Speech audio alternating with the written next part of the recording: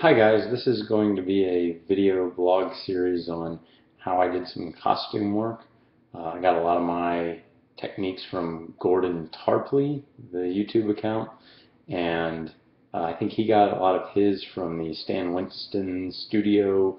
I don't know if he got it from the series or if he just saw a bunch of those guys working, but anyway, that's how I did a lot of my techniques, and so I'm going to kind of try to organize them just a little bit more so that it's a little easier to follow.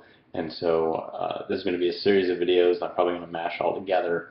But let's go ahead and get started showing you what I've got. So I'll show you what I've got right now, and that is a foot. This is a C-3PO foot.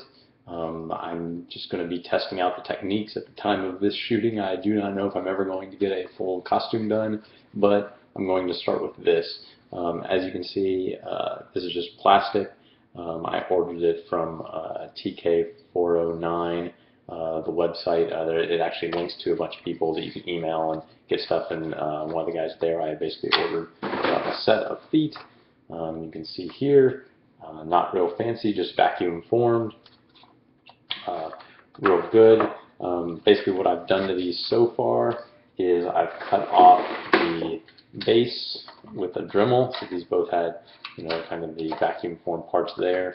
So I cut those off with like just a little Dremel cutting blade. Had to cut out the top circle.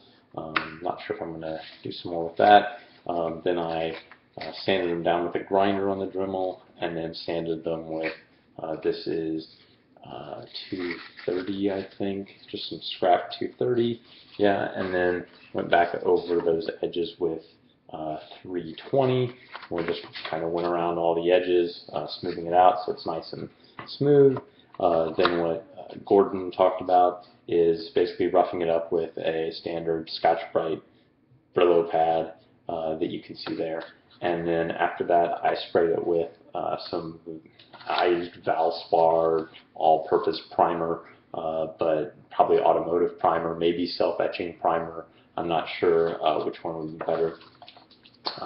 What I may do, I'm still trying to decide, is I may actually sand one of these down with some 2000 grit sandpaper, and I think I may do one of them sanded down and one of them not, just to be able to compare them.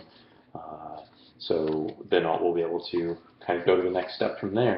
So that's how we get started, and I will pick up after this. Okay, one more thing real quick.